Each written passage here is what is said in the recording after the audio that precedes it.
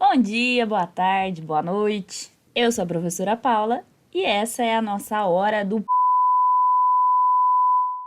Bom, primeiramente, eu sei que semana passada eu falhei, não trouxe nenhum vídeo para vocês e por conta então de motivos técnicos, ficamos sem vídeo semana passada. Mas vou compensar vocês e vou trazer mais de um vídeo essa semana. Segundamente, a gente vai começar a falar sobre gráfico da função afim. Antes disso, antes da gente introduzir na função afim o gráfico, eu vou definir algumas coisas para vocês, tá? Então, esse vídeo vai ser um vídeo sobre definições prévias, para depois a gente começar a falar sobre o gráfico da função afim. Em primeiro lugar, eu vou definir para vocês o que é um plano cartesiano. Plano cartesiano é o seguinte: eu tenho dois eixos, um horizontal e um vertical. O horizontal, que é esse deitado aqui, a gente chama ele de eixo das abscissas. Ele também é conhecido como eixo X. Então, esse eixo horizontal, o eixo deitado, vai ser o nosso eixo X. E o eixo que está na vertical, ele é chamado de eixo das ordenadas, que também é conhecido como eixo Y. E aí, essas duas retas aqui, ó, são retas infinitas, tá? Elas vão até o infinito, de um lado e do outro. E essas duas retas representam o conjunto dos números reais, cada uma delas. Por quê? Porque ó, uma reta nada mais é do que um conjunto de pontos infinitos. Então, entre dois pontos de uma reta, eu tenho, dentro desses dois pontos, eu tenho infinitos pontinhos. Então, mesmo se eu pegar dois bem próximos, por exemplo, se eu pegar 0,999999 e 1, são números bem próximos. Entre esses dois números ainda tem infinitos números lá dentro. Esse é o nosso conjunto dos números reais.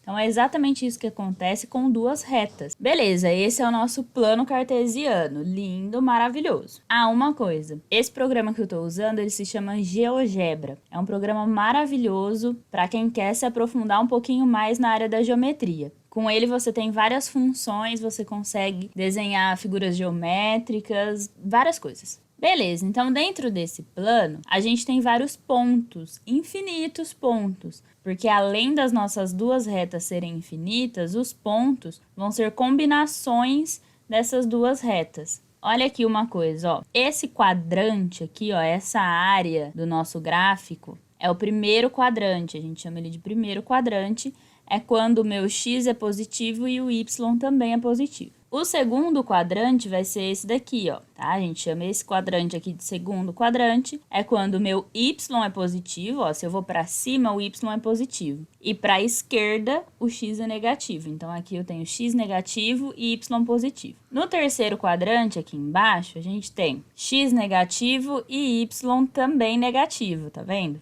Então, eu estou indo para a esquerda e para baixo do zero. Então, esse é o meu terceiro quadrante. E no quarto quadrante, eu tenho x positivo e y negativo. Estou indo para a direita e para baixo. Tudo isso em relação à nossa origem. A origem é o ponto 0, 0. É daqui que começa tudo. Então, beleza. Eu vou colocar aqui para vocês alguns pontos que a gente vai ver como que vai funcionar esses pontos no plano cartesiano. Olha só, propositalmente coloquei 4 pontos, um em cada quadrante, para a gente ver como que vai funcionar isso. Eu tenho aqui o ponto A, o ponto B, o ponto D e o ponto C. Como que a gente vai representar cada um desses pontos? Se eu falar assim para vocês, ah, esse daqui é o ponto A, mas aonde que ele está localizado? Para eu saber onde que ele está localizado, eu vou puxar uma reta aqui, ó, na vertical. Quando eu puxo a reta na vertical, eu vou cair lá no eixo X. Então, eu vou cair no meu eixo horizontal. Então, eu vou puxar uma reta aqui formando 90 graus com o meu eixo horizontal retinho. E eu vou ver quem é o meu representante no eixo X. Então, eu sei que o meu ponto A no eixo X, ele vai valer 2. A abscissa do meu ponto A vale 2. E no eixo Y, quanto que ele vai valer? Então, se eu puxar aqui, ó, uma reta horizontal, formando 90 graus com a reta vertical, eu vou encontrar o meu valor no eixo Y.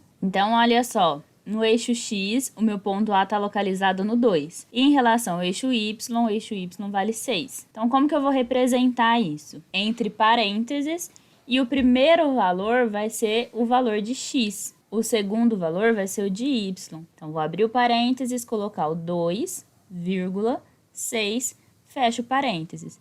Isso significa que o meu ponto A tem o valor de x igual a 2 e o valor de y igual a 6. Vamos ver o que acontece com os outros pontos. Bom, olha aqui, olha o ponto B. O ponto B está no segundo quadrante. Então, o x dele vai ser negativo, menos 7, e o y vai ser positivo, 7 positivo. Então, o B é o meu ponto, menos 7 e 7. Essas são as coordenadas do meu ponto, tá? Não confunda com a ordenada. O eixo das ordenadas é o y. A ordenada do meu ponto B é 7. As coordenadas do meu ponto B é menos 7 e 7. No ponto D, ó, no ponto D, o x vale menos 3 e o y vale 4. Então, meu ponto D ele tem coordenadas menos 3 e 4. E no ponto C, o meu x vale 3 e o y vale menos 2. Então, as coordenadas dele é 3 e menos 2. Percebeu os sinais? No primeiro quadrante é positivo, positivo. No segundo quadrante é negativo, positivo. No terceiro quadrante é negativo, negativo. E no quarto é positivo e negativo. O que mais que precisamos falar aqui? Uma reta. Para a gente traçar uma reta num plano cartesiano, a gente precisa de, no mínimo, 2 pontos por onde essa reta passa. Se eu falar para vocês que a minha reta passa pelo ponto A, então eu vou ter infinitas possibilidades para essa reta, ó. Ela pode ser qualquer uma dessas retas aqui, todas essas passam pelo ponto A. Mas se eu falar assim, ah não, a minha reta ela passa pelo ponto A e pelo ponto D também. Olha só, eu só tenho essa possibilidade de reta. A minha reta só pode ser essa daqui, não tem outra opção. Então, para eu definir uma reta, eu preciso de, no mínimo, 2 pontos que passam por essa reta. Ah, eu posso ter 2 ou mais pontos que passam por essa reta? Pode. Você pode calcular quantos pontos você quiser. Lembra que uma reta é um conjunto de infinitos pontos. Então, aqui em cima dessa reta, eu tenho infinitos pontos. Só que para eu definir ela, para eu desenhar ela, eu preciso de ter, no mínimo, 2 pontos. Um só é muito pouco e 3 ou 4 ou 5 já é demais. Se eu ter 2, tá ótimo. Então, vamos supor também que eu tenho uma reta que passe pelo ponto B e pelo ponto C. Ah, poderia ter uma reta que passa pelo ponto B e pelo ponto A? Sim, ó, essa daqui. E pelo ponto D e pelo ponto C? Também tem uma reta. Pelo ponto B e pelo ponto D? É outra reta. Tá vendo? A cada 2 pontos eu consigo definir uma reta. Bom, eu fiz aqui para vocês um resuminho de todas essas definições que a gente fez lá no plano cartesiano. Se você quiser, tira um print ou copia. São essas definições que a gente tem, ó. Lembra que o ponto, o primeiro valor é o valor de x e o segundo valor é o valor de y. O eixo das abscissas é a mesma coisa que o eixo x, é o eixo horizontal. E o das ordenadas é o eixo vertical, que é o eixo y. Beleza, por enquanto é isso que a gente precisa saber para conseguir desenhar um gráfico de função afim. Por enquanto eu vou ficando por aqui, se inscreve aí, deixa o like, comentário, tudo mais. Daqui a pouco eu volto e aí a gente vai aplicar todas essas definições na função afim. Até já já!